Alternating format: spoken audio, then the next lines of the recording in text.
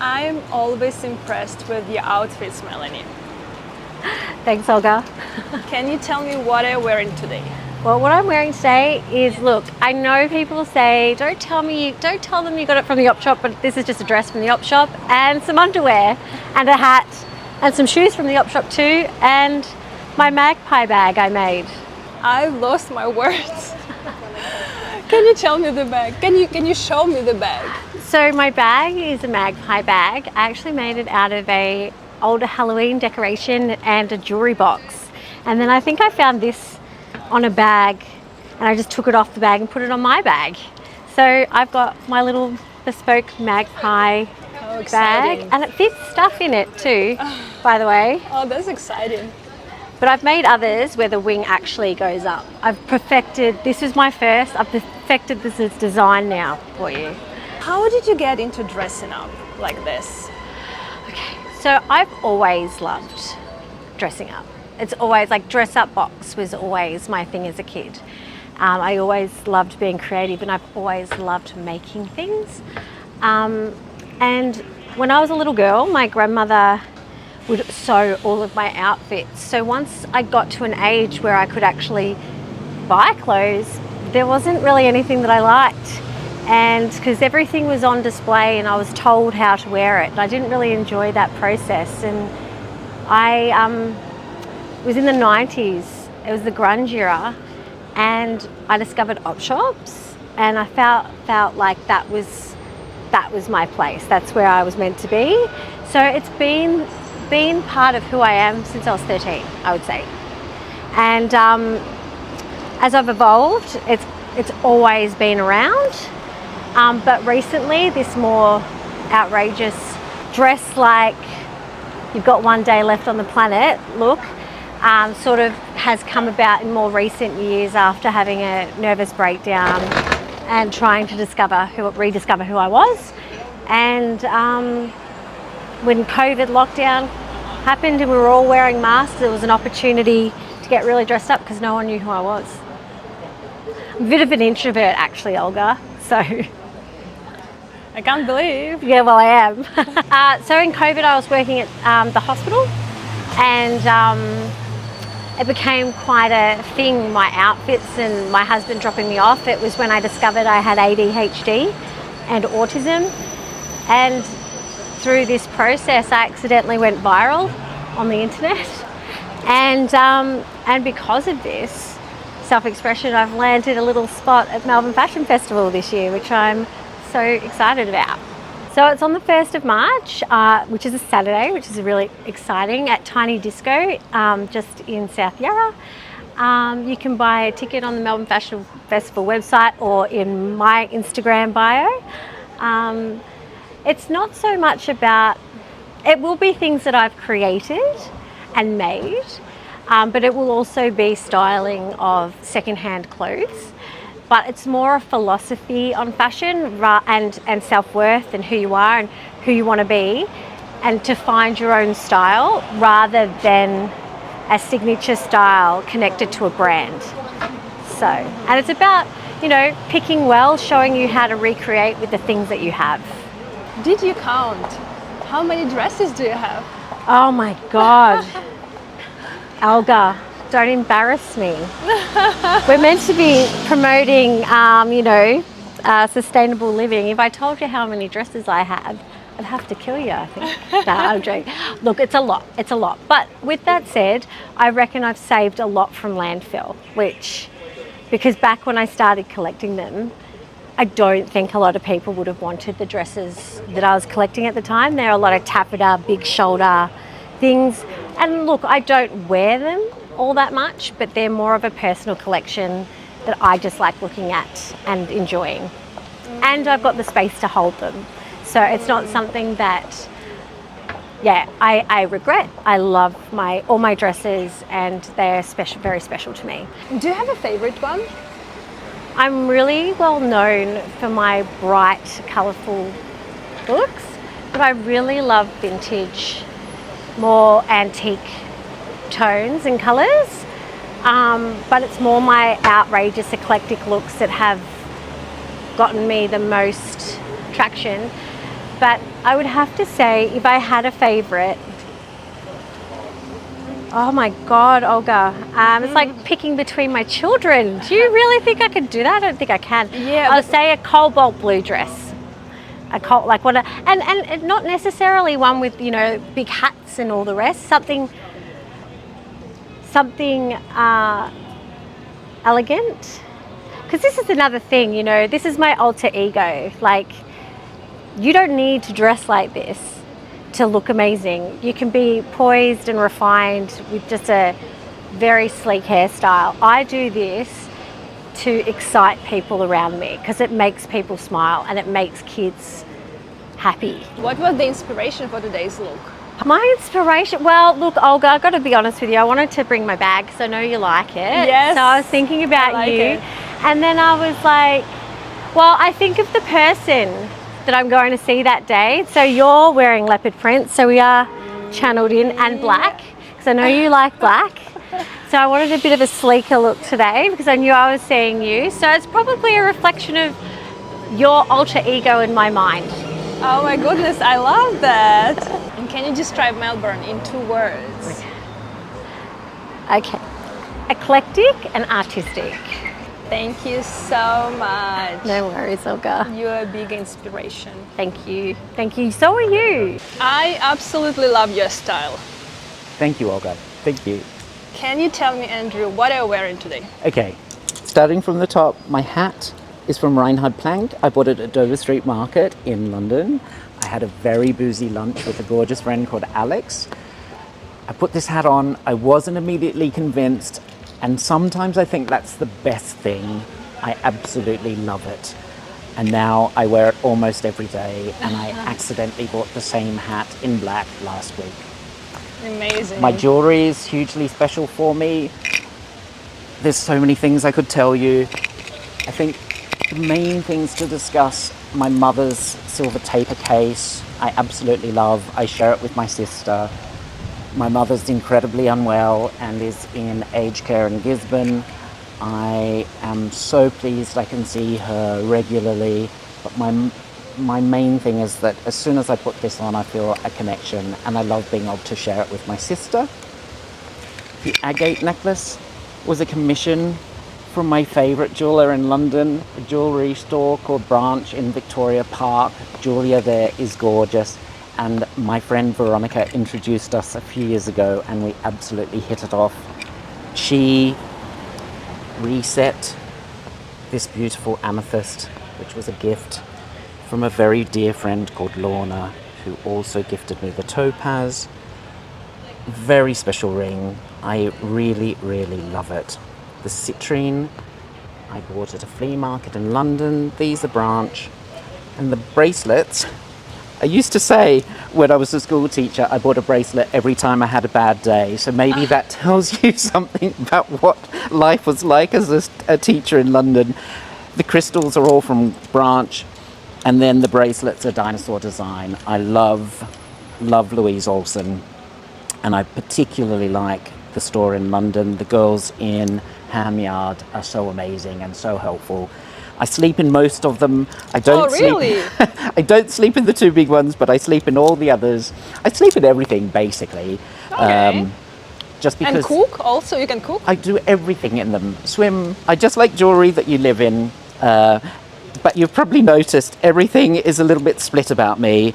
I love red. I love green and blue. I love pink, but I love blue. But I just like to put it together in a slightly different way. The bag is Marnie.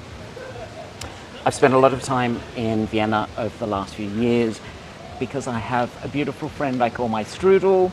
Tina is a gorgeous person, and I saw this Marnie bag on her, and she was gracious enough to let me buy the same bag, and I'm very pleased she did that because I just think it's fantastic.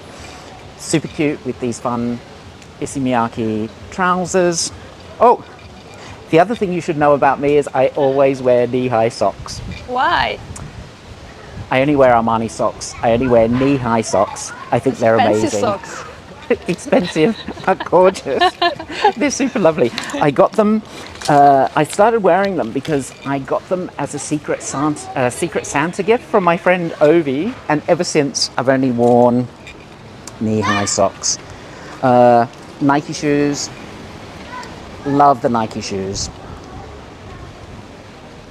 Weirdly, given that I'm not at all a sporty person, my obsession with Nike started in lockdown when you were able to customize your own shoes. Suddenly I got really obsessed and I had a lot more time than I normally did, and I would lie in bed, I would dream up new colorways and what have you. I would always speak to one of my favorite colleagues at school, a man called Joe, and we would get really excited about trainers.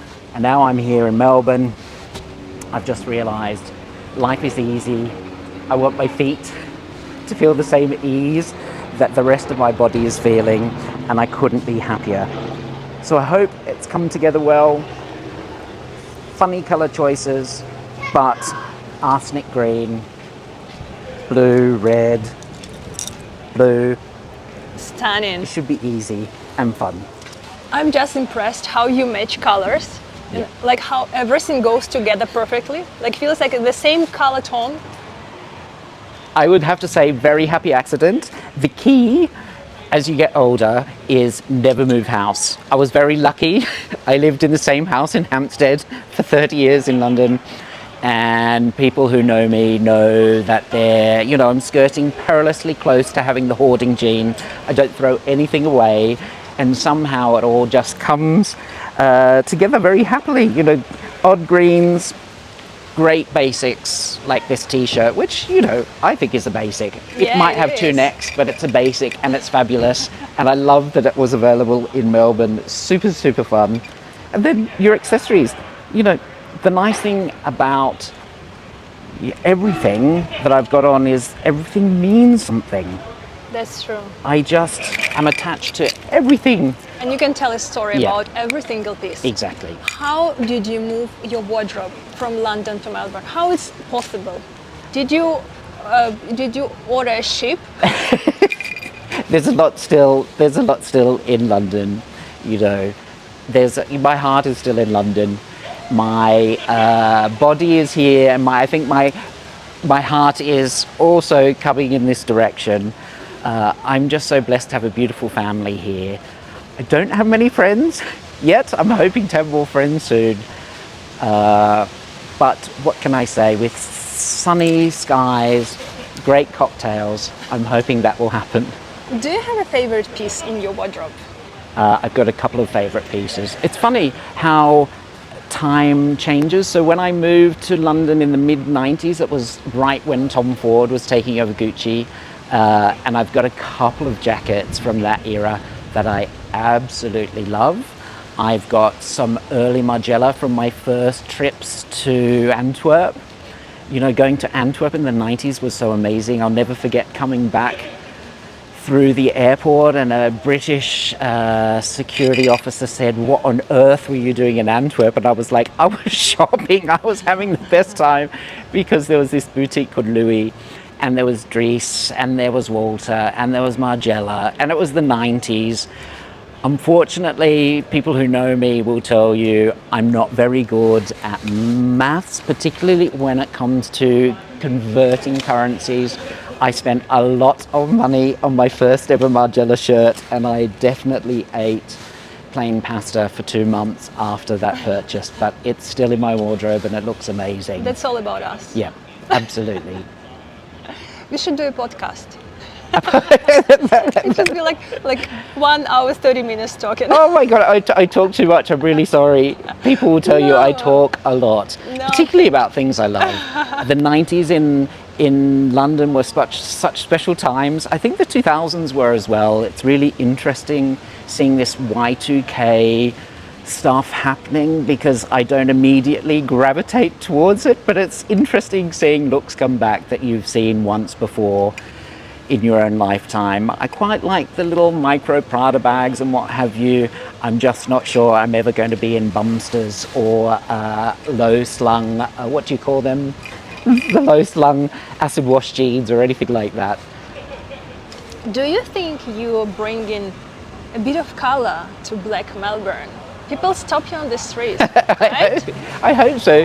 There was a really lovely woman on the number 1 tram the other day, and she was so sweet. She asked where my trousers were from, and I must admit I had bought 2 things at .com the very first time I was paid in Melbourne, and I spent my whole pay on these trousers and a top for my sister, and it was so nice. Those trousers? Not these ones. I got a really incredible vintage pair of Pleats Please balloon trousers. They're extraordinary. And that's, it's really interesting about Melbourne, because the vintage stores here, I think, are so much better than London. .com is a phenomenal store, and it's so well curated. I just didn't see anything like that in 30 years in London. That's good to know. Yeah. Thank you so much, Andrew, for the chat today. Lovely to meet you, Olga. What a stunning outfit. Thank you. Tell me, what is your name? I'm Kitten. What are you wearing today? I'm wearing Juicy Couture tracksuit. And Demonia, of course. And the glasses I thrifted in Bangkok. And the shirt I got from my aunt when I was a kid. Oh, my jewelry is quite fun. This is an heirloom that my grandma gave to my mother. Oh. And this is a fake Prada necklace from Bangkok as well. And earrings. Oh yeah, the guns are some pendants I found, and then I just put them on earrings myself. So what do you think about fakes? You Fakes? said that Prada is fake. Oh yeah, I'm a huge supporter of buying fake brands when it's these big massive brands that are known for kind of having unethical means of production or even stealing designs from other people. I don't think Prada is gonna suffer at all because I'm wearing a fake. I think it's actually free promotion for them. Free advertising. Exactly. How would you describe your style? I would say pussy, cunt, and fun. Oh my goodness, Ralph! How are you? Thank you. Nice to see you. I'm not sure if I can put your description of your style to YouTube. I can make a PG-13 one. I would describe my style as eclectic and surprising. Because I never look the same 2 days in a row, and I switch from very feminine to very masculine clothing. I like blurring the lines. What do you do for a living? Well, now I am no longer unemployed. I'm still a fashion icon, but I work as a landscape architect now. Wow, congratulations! Thank you. And what's your favorite place to shop in Melbourne? Ooh, I live around Smith Street, and that's definitely where it's happening. There's a great little trio of shops, like Shag and the Y2K Batty shop, and then another thrift shop, so I can't remember the name right now, I'm so sorry. Lost and Found Market is also great. Cool. And can you describe Melbourne in 2 words? Ooh, international, and then I want to squeeze a few words together. Slow trams. Thank you so much. Thank you. Thank you for watching, guys. Don't forget to follow me in Instagram, YouTube, everywhere. See you in the next videos. Bye.